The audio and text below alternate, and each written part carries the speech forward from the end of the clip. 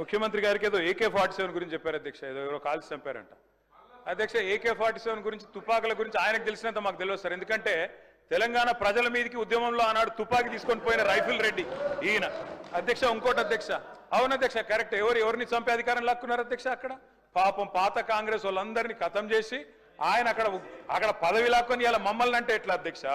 అధ్యక్ష ఇంకోటి విచిత్రంగా అనిపించింది అధ్యక్ష నాకు ఇప్పుడు ఆయన మాట్లాడుతుంటే, తెలంగాణ రైజింగ్ అంట. దేనికి అధ్యక్ష రైజింగ్? ఏదో అట్టర్ఫ్లాప్ సినిమాకు అట్టహాసంగా శత దినోత్సవం చేసినట్టు విఫల పాలనకు విజయోత్సవాలు నిర్వహించారు అధ్యక్ష. వీళ్ళంతా కూడా ఏంది అధ్యక్ష వీళ్ళు చేసింది? ఏది 1 year అయిపోయిందట. ఏం చేశారు 1 year లో? 6 గ్యారెంటీలు అమలు చేశారా? తులం బంగారం ఇచ్చారా? రైతు బంద్ చేసినారా? రుణమాఫీ చేసినారా? నేను అందుకే అడుగుతా ఉన్నా అధ్యక్ష. Yes, Telangana is rising. ఎందులో రైజింగ్ అధ్యక్ష? కొన్నిట్లో మాత్రం రైజింగ్. అప్పుల్లో రైజింగ్, అబద్ధాల్లో రైజింగ్, క్రైమ్ రేట్ లో రైజింగ్, అన్నదాతల ఆత్మహత్యల్లో రైజింగ్, నేతన్నల బలవన్మరణాల్లో రైజింగ్, అబద్ధాలు బూతులు. ఎస్, తెలంగాణ జాతిపిత వీళ్ళెవరు ఏమనుకున్నా ఖచ్చితంగా కేసీఆరే. తెలంగాణ బూతు పిత రేవంత్ రెడ్డి గారు అవుతారు. బూతు పితగానే ఆయన మిగిలిపోతాడు భవిష్యత్తులో. అధ్యక్ష ప్లీజ్ ఇంకా 5 మాట్లాడాలి, రిప్లై ఇవ్వాలి, మరలా వాళ్ళు కౌన్సిల్కి వెళ్ళాలి. త్వరితగతిన పూర్తి చేయండి సార్. సార్ మీరు పెద్దలు మీరంటే గౌరవం. రామేశ్వరరావు గారు మీరంటే గౌరవం. మీరు ఇట్లా మా గొంతు నొక్కితే అది కూడా మీరు ప్రజాస్వామిక స్ఫూర్తి కలిగిన వారు, మీరు గొంతు నొక్కకూడదు సార్. Education budget 15% పెడతామన్నారు. ఎంత పెట్టారు అధ్యక్ష వీళ్ళు? 15% అని 7.5% పెట్టినారు. ఎన్ని చెప్పారు అధ్యక్ష ఎడ్యుకేషన్ గురించి? ఇది ఇచ్చేస్తాం, విద్యా భరోసా కార్డు ఇస్తాం, పిల్లలు ఫీజులు కట్టాల్సిన అవసరం లేదు, ఇంటిగ్రేటెడ్ స్కూల్స్ అని 11,600 కోట్లు పెట్టినారు. నేను అడుగుతా ఉన్నా అధ్యక్ష, 11,600 కోట్లు దేవుడెరుగు.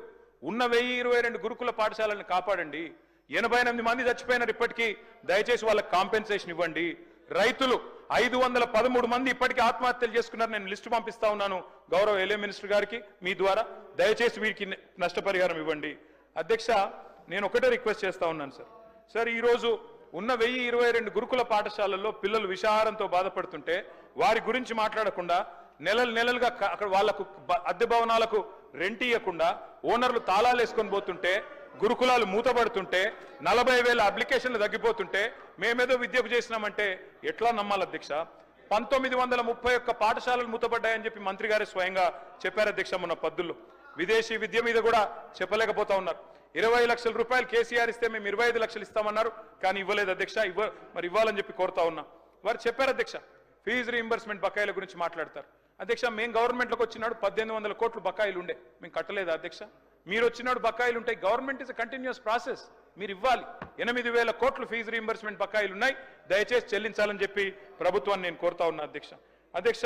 ప్రతి విద్యార్థికి 5 లక్షల విద్యాబంధు కార్డు ఇస్తామన్నారు. ఫీజు తల్లిదండ్రులు చెల్లించే భారం ఉండదన్నారు. బడ్జెట్ను సవరించండి, ఒక 5,000 కోట్లు కేటాయించండి.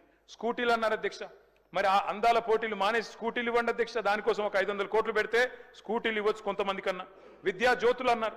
10 పాస్ అయితే 10,000, ఇంటర్ పాస్ అయితే 15,000, గ్రాడ్యుయేషన్ పూర్తి చేస్తే 25,000, పీజీ అయితే 1,00,000, రీసెర్చ్ స్కాలర్కి నెలకు 10,000.